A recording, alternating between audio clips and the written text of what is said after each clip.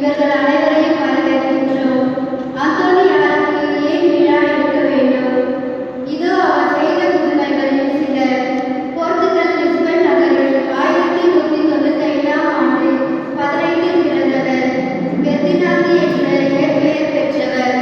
புனித அகஸ்டினார் சபையில் துறவியாக மறை சாட்சியாக ஆவல் கொண்டு பிரான்சிஸ்கன் சபையில் சேர்ந்து புனித அந்தோனியார் என்ற பெயர் பெற்றவர். அறநெறியை ஒரே மனதுடன் பின்தொடர்ந்தவர். திருச்சபையை மிகவும் அன்பு செய்தவர். உலக பற்றுதல்களை வென்றவர். தூய்மையின் நீதிமலர். நற்செய்தியை ஊக்கத்துடனே அறிக்கையிட்டு போதித்தவர். விசுவாசமற்றோர் அஞ்சம்படியாக போதித்தவர். பசாசுகளை நடுநடுங்க செய்தவர். வழி தப்பியவர்களுக்கு வழிகாட்டியானவர். ஊமைகளை பேச செய்தவர்.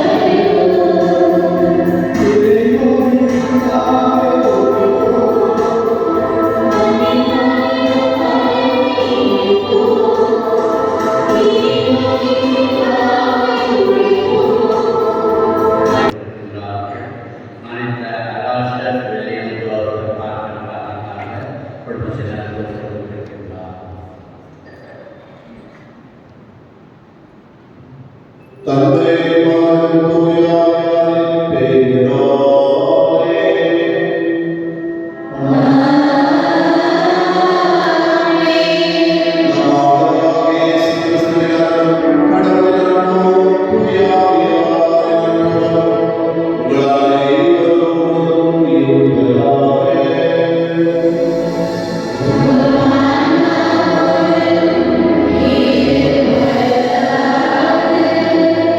அன்பார்ந்த சகோதர சகோதரிகளே, கோடி புதுமை செய்யும் புனித அந்தோனியாருடைய திருவிழாவை கொண்டாட நாம் அனைவரும் இந்த நாட்களில் ஒன்று சேர்ந்திருக்கின்றோம்.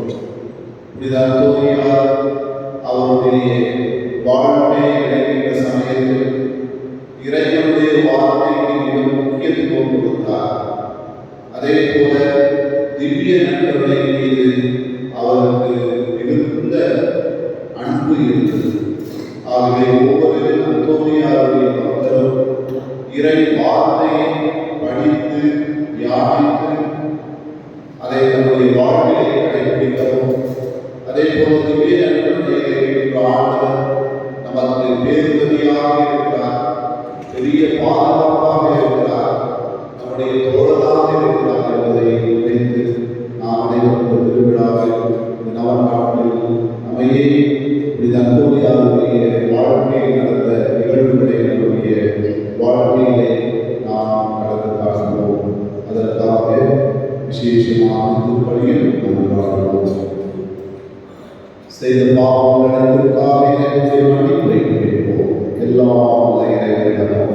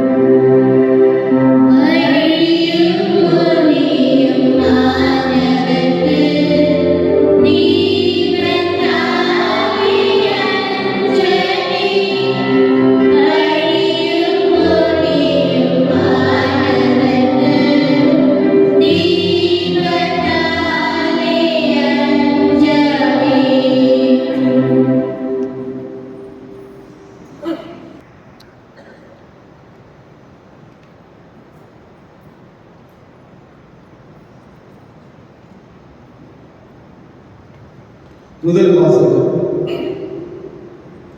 எலியா வழியாக ஆண்டவர் உரைத்த வாக்கின்படி பானையிலிருந்து மாவு தீரவில்லை. அரசர்கள் முதல் நூலிலிருந்து வாசகம் 17 இறை வார்த்தைகள் 7:16 முடிய. அரசர்கள் முதல் நூலிலிருந்து வாசகம். அந்நாள்களில் நாட்டில் மழை பெய்யாத காரணத்தால் சில நாள்களில் அந்த ஓடையும் வற்றி போனது. அப்பொழுது ஆண்டவரது வாக்கு எலியாவுக்கு வந்தது.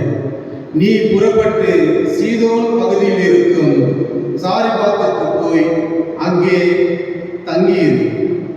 அங்கு உனக்கு உணவு அளிக்குமாறு ஒரு கைம்பெண்ணுக்கு கட்டளையிட்டிருக்கிறேன்.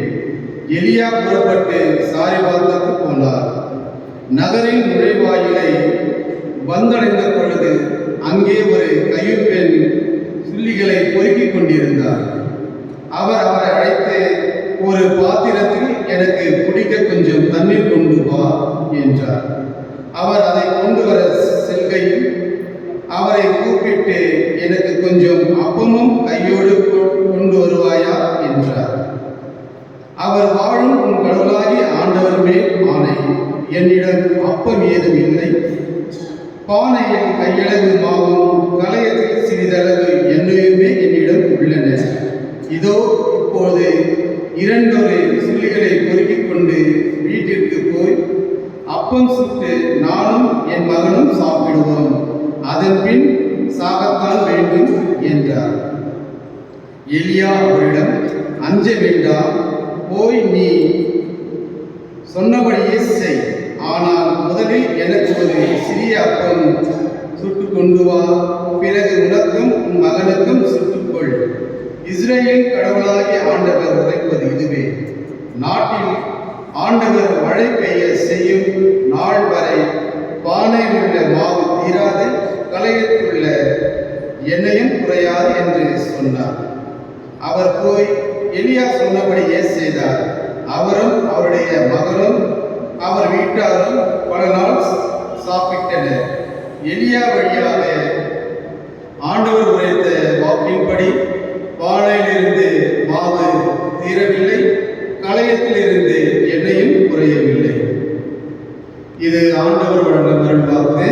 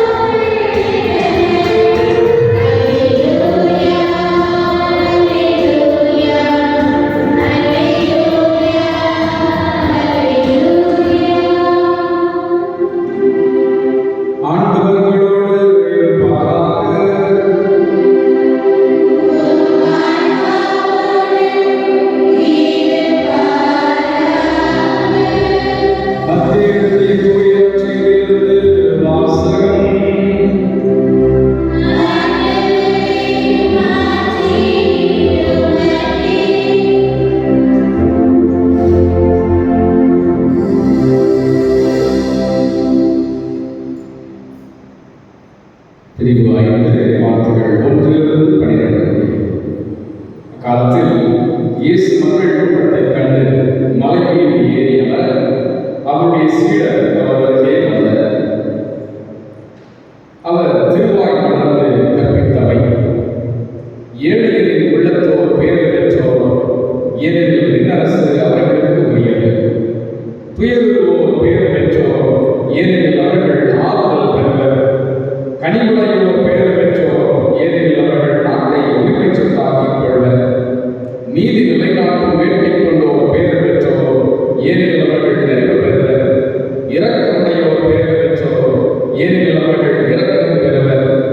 தூய்மையான உள்ளத்தோர் பேறு பெற்றோர், ஏனெனில் அவர்கள் கடவுளை காண்பர்.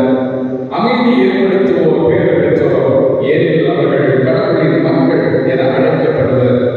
நீதியின் பொருட்டு துன்புறுத்தப்படுவோர் பேறு பெற்றோர், ஏனெனில் விண்ணரசு அவர்களுக்கு உரியது.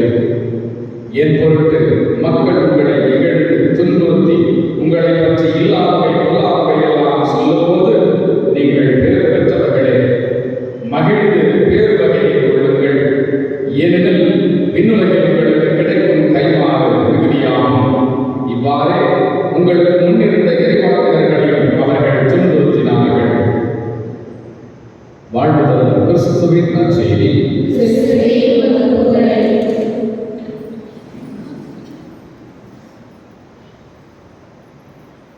இயேசுவில் அன்புக்குரிய சகோதர சகோதரிகளே, பட்டுக்கோட்டையார் பாடுகிறார், வாழ்ந்தவர் கோடி மறைந்தவர் கோடி, மக்களின் மனதில் நிற்பவர் யார்? மாபெரும் வீரர் வானம் காப்போர், சரித்திருந்த நிலையில் நிற்கின்றார். எத்தனை ஆண்டுகளானாலும் சரி, மங்காப்படக்கூடிய மகத்துவம் நிறைந்த ஒரு அற்புதமான ஒரு இடத்தை ஒருவரால் படிக்க முடிந்திருக்கிறது என்றால் அது அந்தோனியா என்ற பெயர் கொண்டு என்று சொன்னால் அது மிகையான.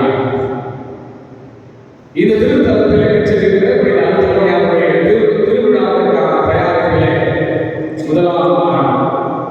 இந்த நாளிலே ஆண்டவருடைய அருளை, இரக்கத்தை, மன்னிப்பை, சமாதானத்தை அந்தோனியா வழியாக நாம் பெற்றுக்கொள்ள நேற்று அவருடைய திருவுருவத்தால் இப்படியினை பின்னோக்கி பறக்கவிட்டு அவரை ஏற்றுவிட்டு நாம் இறங்கி நின்று அவருடைய வழியிலே நாங்கள் வருகிறோம் என்று சொல்லி நாம் வாக்கு கொடுத்திருக்கிறோம்.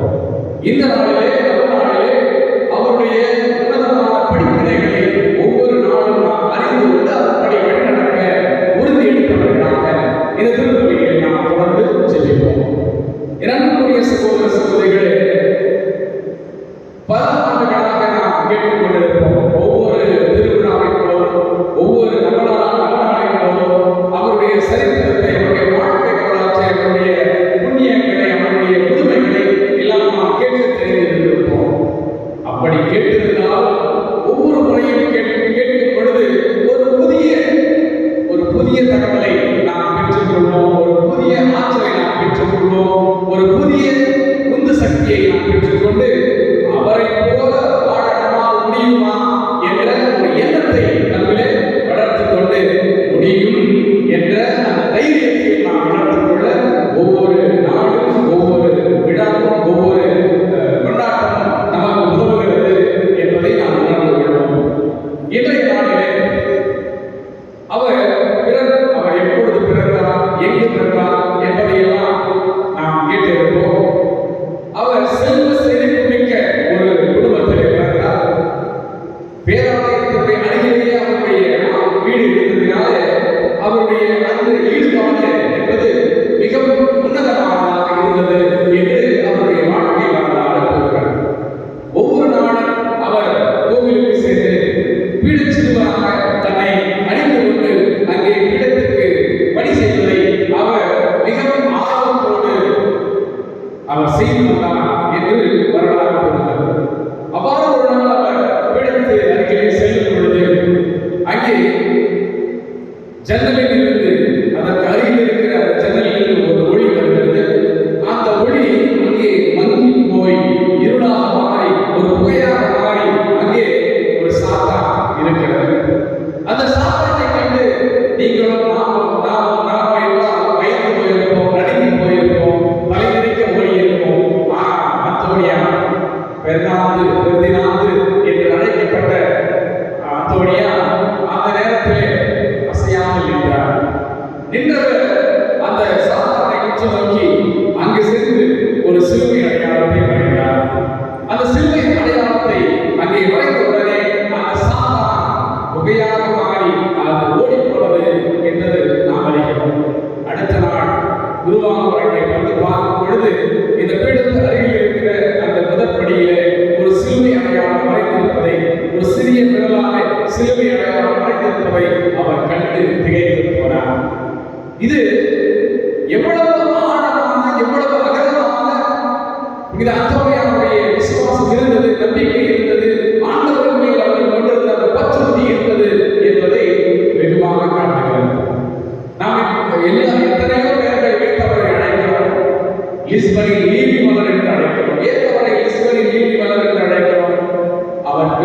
பொழுதும் சரி, வாழும் பொழுதும் சரி, இறக்கும் பொழுதும் சரி, அவர் தூயவராக வாழ்ந்தார். எனக்குரிய சகோதர சகோதரிகளே, 15 வயதிலேயே அவருக்கு ஒரு ஆர்வம் வந்தது. அவர் இறைவனியாளராக மாற வேண்டும் என்ற ஆர்வம் வந்தது. எனவே அவர் அகஸ்தீனியன் சபையிலே சேர்ந்து அவர் ஒரு சகோதரராக மாறிவிட்டார். அங்கே அந்த அகஸ்தீனியன் சபையிலே கட்டளை ஜெபத்தை எல்லோரும் சேர்ந்து சொல்ல வேண்டும். எல்லோரும் ஒன்றாக உணவருந்த வேண்டும். எது செய்தாலும் ஒன்றாக செய்ய வேண்டும். அது அங்கே அவர்களுக்கு இருக்கிற ஒன்று. அந்த காலத்தில் எல்லாம் படிப்பறிவித்தவர்கள் எல்லாம் பணியாளர்களாகத்தான் இருந்தார்கள். அதாவது குருக்கள் துறவரத்தால் தான் எல்லோருக்கும் படிப்பறிவை ஊட்டி வளர்த்தார்கள். அறிவு பணியை அவர்கள் தான் செய்கிறார்கள், வேறு யாரும் செய்யவில்லை. அந்த வகையிலே இவர் ஒரு ஆசிரியராக அவர் பணியாற்றினார் என்பது வரலாறு நமக்கு கூறுகிறதாக இருக்கிறது. எத்தனையோ மனிதர்கள் வந்தார்கள், அவருடைய சொந்தக்காரர்கள் வந்தார்கள், உறவினர்கள் வந்தார்கள், எத்தனை அவரோடு நட்புறவு பாராட்டி நிறைவேற் வந்தார்கள். ஆண்டவர் உனக்கு இவ்வளவு அறிவை கொடுத்திருக்கிறாரப்பா, இவ்வளவு திறமையை கொடுத்திருக்கிறாரப்பா, நீ போய் இங்கே உன்னுடைய திறமைகளை எல்லாம் நீ வீணடித்துக் கொண்டிருக்கிறாய். இங்கே வந்து சேர்ந்து நீ ஒரு ரொட்டீன் வாழ்க்கையை ஒரே வகையான ஒரு வாழ்க்கையை நீ வாழ்ந்து கொண்டிருக்கிறாய். இது உனக்கு தகுமா என்றெல்லாம் அவரை முடக்கிவிட்டார். எல்லோரும் வந்து சொல்லும் பொழுது குழப்பம் வருவது ஒரு நிதர்சனமான உண்மையாக இருக்கிறது. ஆனால் அவர் குழம்பை போன நேரங்களில் கூட இந்த குழப்பங்களை எல்லாம் தவிர்த்து தனித்திருந்து தியானம் செய்ய அவர் விரும்பினார். எனவே தன்னுடைய அதிகாரி, தன்னுடைய ரெக்டரை அணுகி அவரிடத்தில், சுவாமி, என்னை கோயம்புரா என்ற இடத்தில் இருக்கிற ஒரு மடத்திற்கு மாற்றிவிடுங்கள் என்று சொன்ன பொழுது அவரும் ஒத்துக்கொள்ளவில்லை, அவரோடு இருந்த அந்த குருக்களும் ஒத்துக்கொள்ளவில்லை. ஏனென்றால் அவர் மேல் அவ்வளவு அன்பு வைத்திருந்தார்கள். ஆனால் பல்வேறு போராட்டத்திற்கு பிறகு அவரை அங்கிருந்து அங்கே மாற்றம் செய்தார்கள். அங்கே பாருங்கள், அவருக்கு ஒரு வாழ்க்கை மாற்றம், இடமாற்றம் கிடைத்தது. ஒரு வாழ்க்கை மாற்றம் உண்டாக வேண்டும் என்று கடவுள் சித்தமானார். இங்கே ஒரே வகையான வாழ்க்கை வாழ்வதற்கு பதிலாக வித்தியாசமான ஒரு வாழ்க்கை வாழ வேண்டும் என்று அவருக்குள்ளே ஒரு எண்ணம் எழுந்தது. எதை பார்த்து என்றால், பிரான்சிஸ்கன் சபையை சார்ந்த 5 குருமார்கள் அங்கே வந்தார்கள். அவர்கள் 5 பேரும் மொராக்கோ என்ற தேசத்திற்கு மறைபணியாளர்களாக செல்ல அவர்கள் படிக்கப்பட்டார்கள். அவர்களோடு உரையாட இவருக்கு வாய்ப்பு கிடைத்தது. அவர்கள் சென்ற பிறகு அவர்களை சுற்றியே இவருடைய எண்ணம் சுற்றி கொண்டிருந்தது. இவர்கள் மறைபணியாளர்களாக மேலை நாடுகளுக்கு அல்லது கிழக்காசிய நாடுகளுக்கு அல்லது ஆப்பிரிக்க நாடுகளுக்கு இவர்கள் போகிறார்கள். இவர்களைப் போல நாமும் செல்லலாமே என்ற ஒரு எண்ணம் அவர்களுக்குள்ளே வந்தது. அந்த எண்ணம் எப்பொழுது மிக ஆழமானதாக மாறியது என்றால், 5 மாதங்கள் கழித்து அவர்கள் திரும்பி வந்தார்கள். உயிரோடு அல்ல, சடலமாக அவர்கள் திரும்பி வந்தார்கள். அங்கே அவர்கள் கொல்லப்பட்டு, மறை சாட்சிகளாக கொல்லப்பட்டு, வெள்ளி சவப்பெட்டிகளிலே அங்கிருந்து அனுப்பப்பட்டார்கள். அவர்கள் அனுப்பப்பட்ட அந்த நிலையை பார்த்து மக்கள் எல்லோரும் மிக ஆனந்தம் கொண்டார்கள். அவர்கள் இறந்து விட்டார்கள் என்பதற்காக அல்ல, இவர்கள் மறை சாட்சியாக மறித்து இறைவனுக்கு சான்று பகர்ந்திருக்கிறார்கள் என்பதற்காக அவர்கள் எல்லோரும் குதூகலமாக கொண்டாட்டமாக இருந்தார்கள். இதை பார்த்த பெர்டினாந்து, இதை பார்த்த அந்தோனியா தன்னுடைய ஆர்வத்தை இன்னும் அதிகமாக மாற்றிக் கொண்டார். எனவே அவர் எங்கிருந்தால், இந்த அகஸ்தீனியன் சபையில் இருந்தால் எல்லாம் இது போன்று மாற முடியாது என்று உணர்ந்த அவர் தன்னுடைய மேலாளரிடத்திலே சென்று, மேலதிகாரியிடத்திலே சென்று, நான் பிரான்சிஸ்கன் சபையிலே சேர வேண்டும், எனக்கு அந்த ஆசை இருக்கிறது என்று வெளிப்படுத்தினார். அவர்கள் விடுவார்களா? அங்கே 2 பிரான்சிஸ்கன் சபை துறவிகள் வந்தார்கள். அவர்கள் யாசகம் செய்து கொண்டிருந்தார்கள். அவர்களிடம்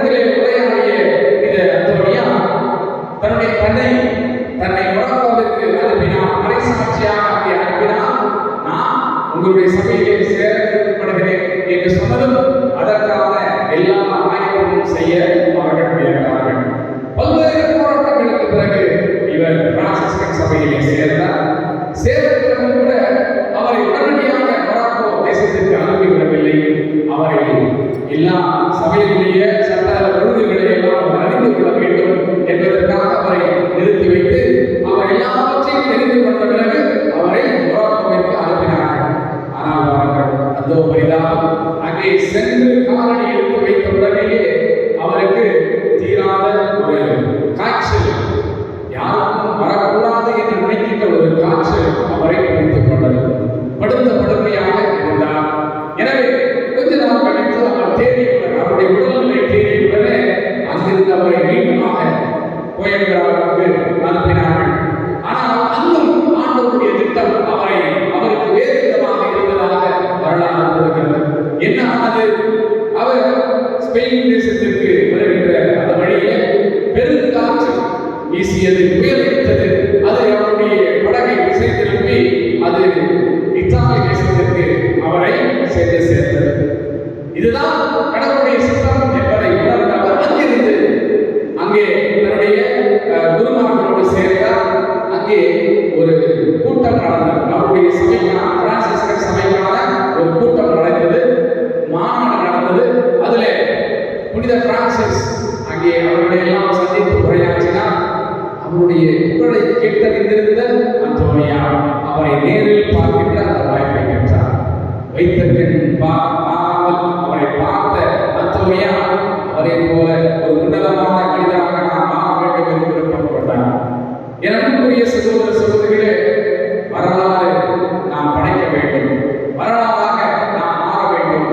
மறைசாட்சியாக மாற நினைத்த புனித அந்தோனியா அதை இழுத்துவிட்டு மறைபரப்பு பணியாளராக மாற வேண்டும் என்று நாட்டம் கொண்டார். மறைபரப்பு பணியாளராக மாற வேண்டும் என்று பிரான்சிஸை, அசிசியாவை பார்த்தவுடனே அவர் மனமாற்றம் கொண்டார். எனவே என்ன செய்தார்?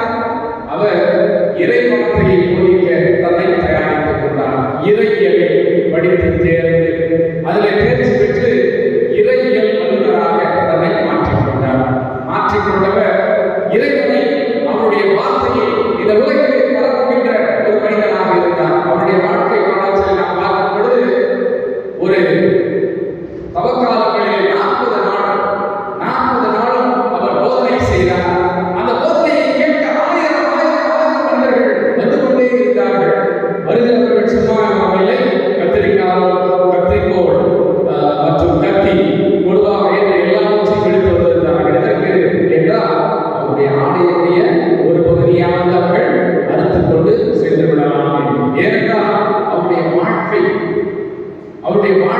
எளிமையானதாக இருந்தது. அவருடைய வார்த்தைகள் உண்மையானதாக இருந்தது. அவருடைய வார்த்தைகள் எல்லாம் ஒவ்வொருவரையும் ஊடுருவி பாய்கின்ற அந்த நெருப்புள்ள பட்டயங்கள் போல இருந்தது. அது மட்டுமல்ல, அவருடைய எண்ணமும் இயக்கமும் எதிர்பார்ப்பும் எதுவாக இருந்தது? இந்த ஆன்மாக்கள் எல்லாம் ஆண்டவரிடத்திலே போய் சேர வேண்டும் என்பதில் இருந்தது. எனவேதான் வார்த்தையாம் இறைவனை இந்த மனிதர்களுக்கு எடுத்துச் செல்ல வேண்டும், அவருடைய உள்ளத்திலே அந்த வார்த்தை என்கின்ற விதையை ஊன்ற வேண்டும் என்று சொல்லி வார்த்தையை வாழ்வாக்கி அவர் இந்த மக்களுக்கு எடுத்துரைத்தார். அதை கேட்ட பல்லாயிரம் மனிதர்கள் அவருடைய அந்த சொற்பொழிவிலே, அந்த மறைமுறையிலே ஈர்க்கப்பட்டு அவரை அண்டி வந்தார்கள், நாடி வந்தார்கள், எல்லாவற்றையும் ஒதுக்கி தள்ளிவிட்டு அவரை நோக்கி வந்தார்கள். எனக்குரிய சகோதர சகோதரிகளே, வார்த்தையான இறைவன் நமக்கு வழிகாட்டுபவராக இருக்கிறார், நமக்கு வாழ்வு தருபவராக இருக்கிறார்.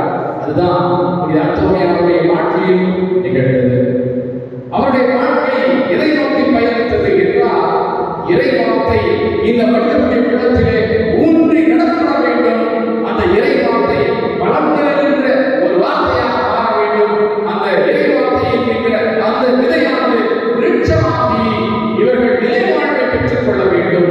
ஏனென்றால் எல்லோரும் கடவுளுடைய மனிதர்கள் என்பதை அவர் உணர்ந்து, எல்லோரும் கடவுளுடைய மனிதர்கள் என்பதை அவர்கள் எல்லாருக்கும் உணர்த்தி அவர் இறைவனை ஆற்றிய ஒரு அற்புதமான ஒரு நிலையை நாம் பார்க்கிறோம். எனக்குரிய சகோதர சகோதரிகளே, இன்றைய இறை வார்த்தை கூட கூறுகிறது, பேறு பெற்றவர்களாக இருக்க வேண்டும் என்றால் நாம் என்ன செய்ய வேண்டும்? ஏழைகளின் குலத்தோராக நாம் இருக்க வேண்டும், துயர்வுள்ளவராக நாம் இருக்க வேண்டும், கனிவுடையவராக நாம் இருக்க வேண்டும், நீதியை நிலைநாட்டுகின்ற வேட்கையுள்ளவராக நாம் இருக்க வேண்டும்.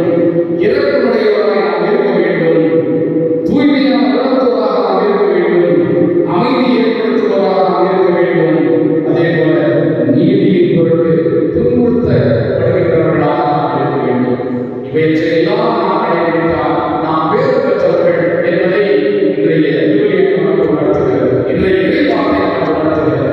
இவற்றை அப்படியே நாம் பொருத்தி பார்த்தோம் என்றால் இது அந்தோனியா எல்லா வகையிலும் பேறு பெற்றவராக இருந்தார். அதனால்தான் ஆண்டவர் இயேசுவை போல, ஆண்டவர் இயேசுவை விட பல மடங்கு அதிகமாக புதுமைகளை செய்கின்ற ஒரு மனிதராக மாறி போனார். அவர் புனிதராக மாறுகின்ற அந்த அற்புதத்தை நாம் ஒவ்வொரு நாளும் அனுபவித்து நாம் நம்முடைய வாழ்வை பகிர்ந்து வாழ வேண்டும். அதுதான் இன்றைய நாளில் நமக்கு தருகிற ஒரு அற்புதமான ஒரு படிப்பினையாக இருக்கிறது. எனக்குரிய சகோதர சகோதரிகளே, புனித அந்தோனியாவுடைய தொடக்க கால வாழ்வில் அவருடைய எண்ணங்கள் எல்லாம் ஈடேற வேண்டும் என்று அவர் நினைத்திருந்தால் அவருடைய எண்ணங்கள் எல்லாம் நிறைவேறும் என்றல்ல, கடவுளுடைய சித்தம் நிறைவேற வேண்டும் என்பது அவருடைய வாழ்விலே நாம் பார்க்கிறோம். அவர் நினைத்தது ஒன்று, நடந்தது ஒன்று. ஏனென்றால் நாம் ஒன்று நினைத்தால் கடவுள் ஒன்று நினைப்பார். எனவே நம்முடைய சிந்தனைகளை, நம்முடைய விருப்புகளை விட்டுவிட்டு ஆண்டவருடைய அளவுடைய நன்மைகளை நாம் ஏற்றுக்கொண்டு அவருடைய சித்தம் என்ன, அவருடைய விருப்பம் என்ன என்பதை நாம் உணர்ந்து வாழ்வோம். அப்பொழுது தூய அந்தோனியாரை பின்பற்றுகின்ற அற்புதமான அவருடைய சீடர்களாக நாம் இருப்போம். அவருடைய சீடர்களாக நாம் இருப்போம் என்றால் அவரை போல வாழ முயற்சி செய்து ஆண்டவருடைய அடிபணிந்து அவருடைய அன்பு மக்களாக, சாட்சிகளாக வாழ்வோம். அதற்கான அருள்மத்தை எதிர்ப்பை தொடர்ந்து வேண்டுவோம். ஆமென்.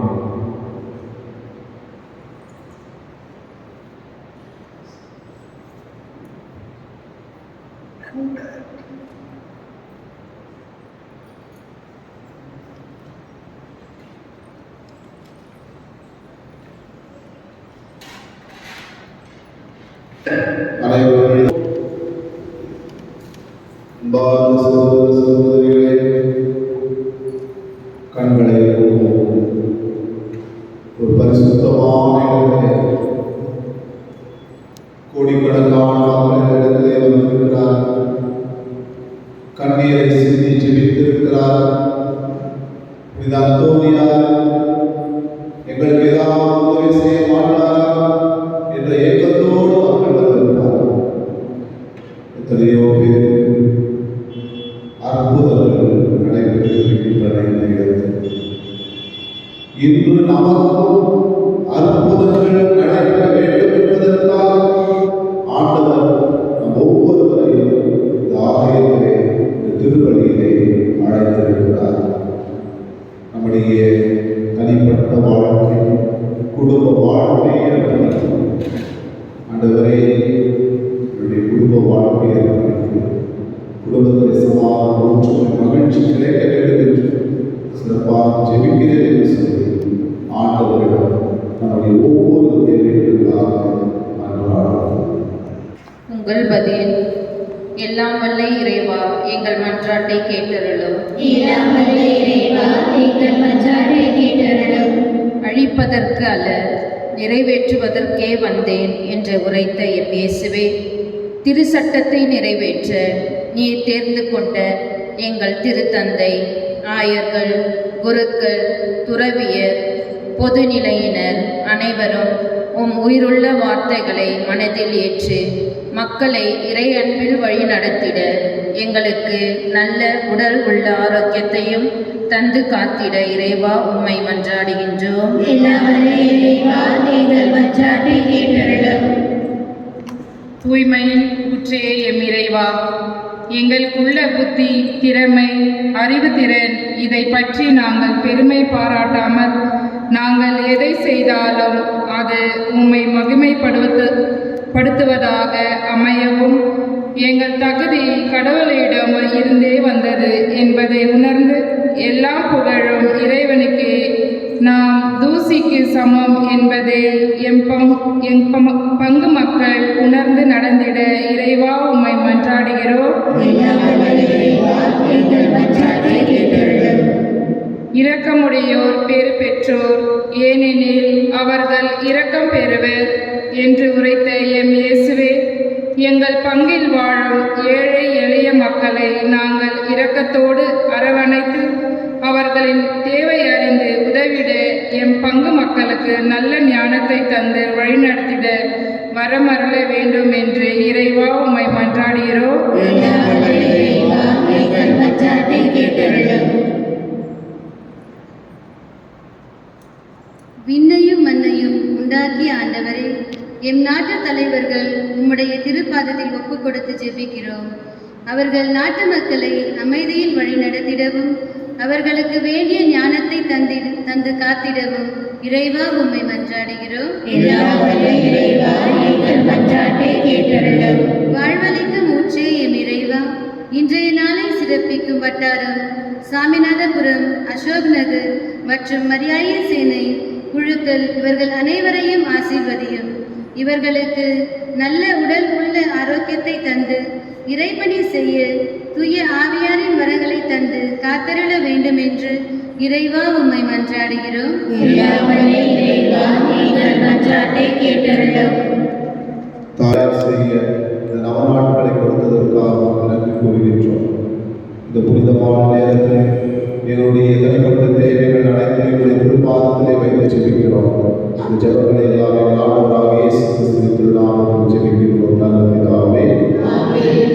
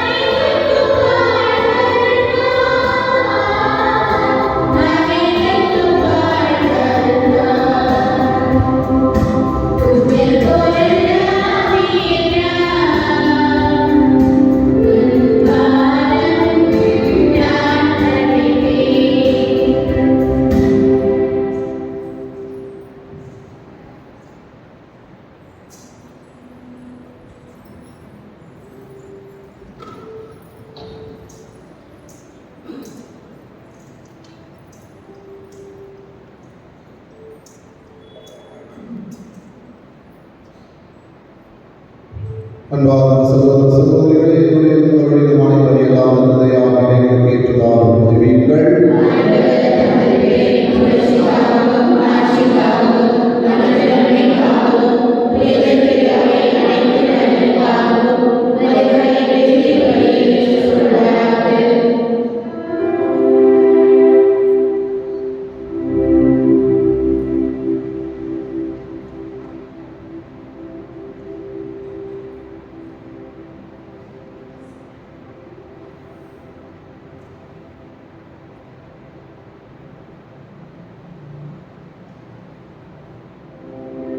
ஆண்டவரே, புனித அந்தோனியாருடைய நினைவு கொண்டாட்டத்தில் உமது மாட்சிக்காக நாங்கள் ஒப்புக்கொடுக்கும் இக்காணிக்கைகளை ஏற்றருளும். உம்மை நாம் நம்பிக்கை கொண்டுள்ள எங்களை ஏற்றுக்கொள்ளார். என்றும் தீமை அனைத்திலிருந்தும் காப்பாற்றுகிறார். எங்கள் ஆண்டவராகிய இயேசு வழியாக உம்மை நாடுகின்றோம்.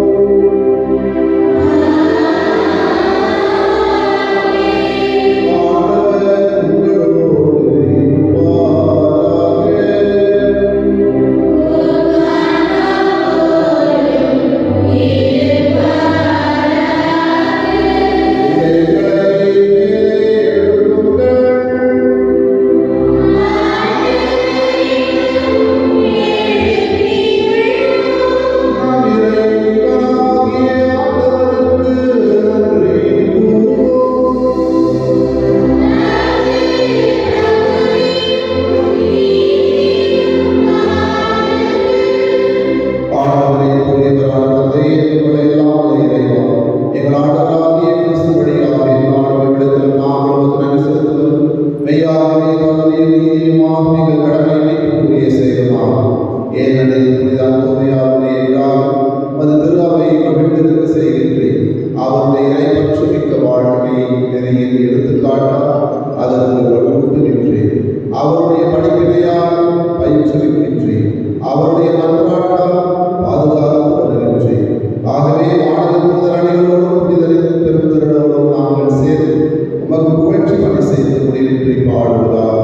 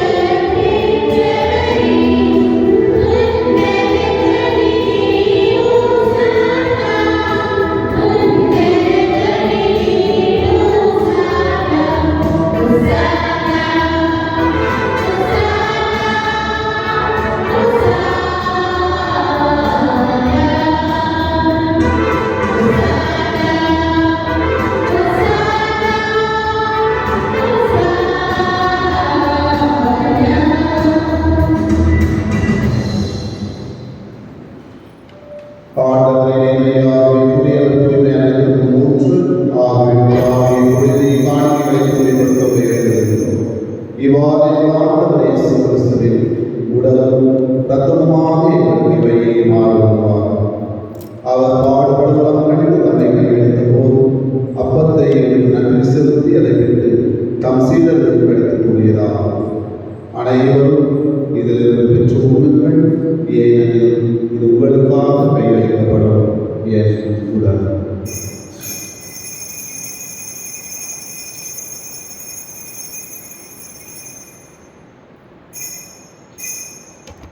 அவர் நம்மை கிண்ணத்தை எடுத்து மீண்டும் அவர் நன்றி கூறி தம் சீடர்களுக்கு அளித்து அவர் கூறியதாகும்.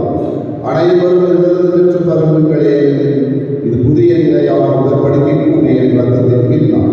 இது பாவ மன்னிப்புக்கென்று உங்களுக்காகவும் பலருக்காகவும் சிந்தப்படும். இதை நினைவாக செய்யுங்கள்.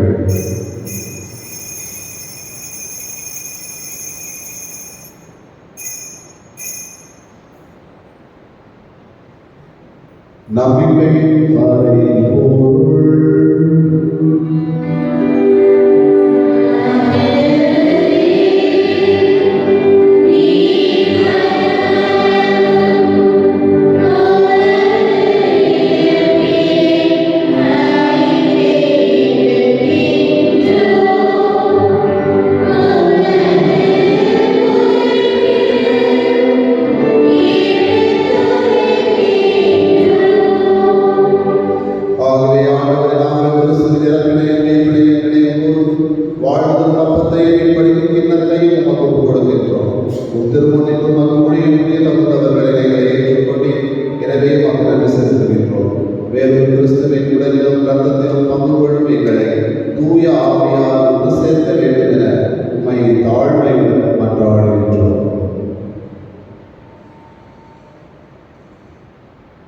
ஆண்டவரே, உலகின்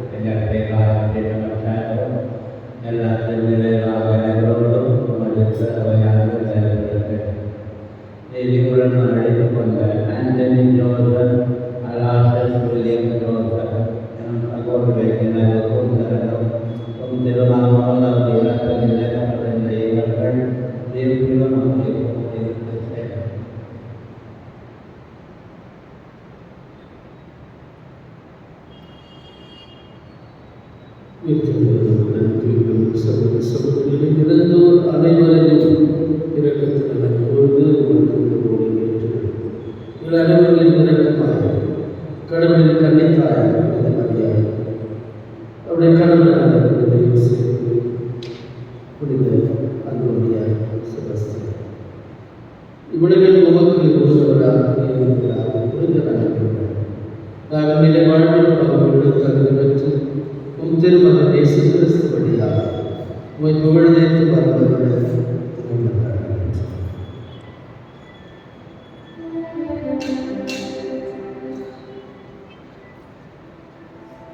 இவர் வழியாக இவரோடு இவரில் எல்லாம் வல்ல இறைவனாகிய தந்தையே, தூய ஆவியாரின் துணையுடன் எல்லா புகழ் மாட்சியும் என்றென்றும் உமக்கு உரியதே.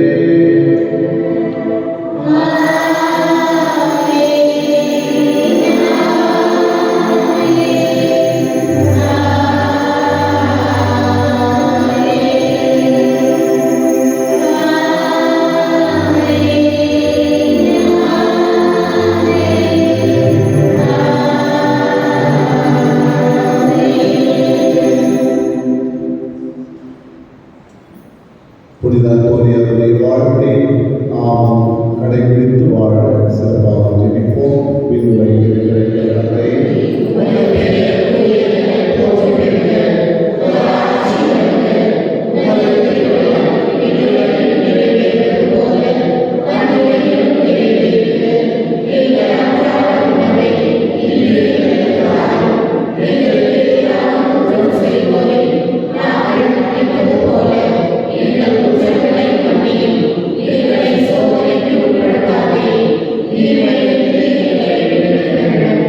ஆண்டவரே, இனிமையானதிலிருந்து எங்களை விடுவித்து எங்கள் வாழ்வில் அமைதியை கண்டுணர்வை மன்றாடுகின்றோம். உமது இரக்கத்தின் உதவியால் நாங்கள் பாவத்திலிருந்து எப்பொழுது விடுதலை பெற்று யாதொரு கலக்கமின்றி நலமாயிருக்குமா நாங்கள் எதிர்நோக்கியிருக்கும் பேர் என்பதற்காகவும் எமிப்பராகிய இயேசு கிறிஸ்துவின் வருகைக்காகவும் காத்திருக்கின்றோம்.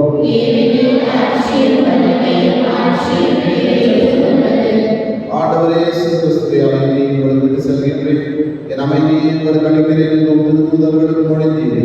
எங்கள் பாவங்களை மாறாமல் திருவை நம்பிக்கையை கண்டோம். உமது திருவுளத்திற்கு ஏற்பதற்கு அமைதியை ஒற்றுமைப்படி தருவீராக என்று வாழ்ந்து ஆட்சி செய்கின்றவர் நீரே. ஆண்டவருடைய அமைதி உங்களோடு இருப்பதாக. ஒருவருக்கொருவர் இறைவனுடைய அமைதியை பகிர்ந்து கொள்வோம். உலகின் பாவங்களை போக்கும் இறைவனின் செம்மறியே, எங்கள் மேல் இரக்கமாயிரும். உலகின் பாவங்களை போக்கும் இறைவனின் செம்மறியே, எங்கள் மேல் இரக்கமாயிரும். உலகின் பாவங்களை போக்கும் இறைவனின் செம்மறியே, எங்களுக்கு அமைதியை அளித்தருளும். இதோ இறைவன் இயேசு கிறிஸ்து உலகின் பாவங்களை எல்லாம் போக்குகின்றவர். இவருடைய திருவுதற்கு அடைக்கப்பட்டு நாம் ஒவ்வொருவரும் பேறு பெற்றவர்கள். ஆண்டவரே, நீர் எங்களுக்கு